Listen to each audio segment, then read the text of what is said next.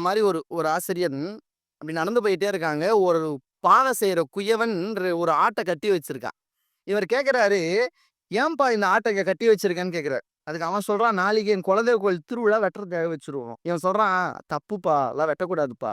அவன் சொல்றான், பார் ஓடிடு, பானை வேணும்னா வாங்கு, இல்லையா நீ பாட்டு போ. உடனே இவன் சொல்றான், எதுக்குப்பா வெட்டுறன்னு நினைக்கிறான். பா இதை வெட்டினாதான்ப்பா அவன் சந்தோஷப்படுவான். அவன் மனசு குளிர்ந்தா தானேப்பா மழை வரும். அவன் பண்ண ஒண்ணுமே இல்லைங்க, நேரா போனான். பானை செய்யறவன் நிறைய பானை அடுக்கட்டி வச்சிருந்தா பாருங்க.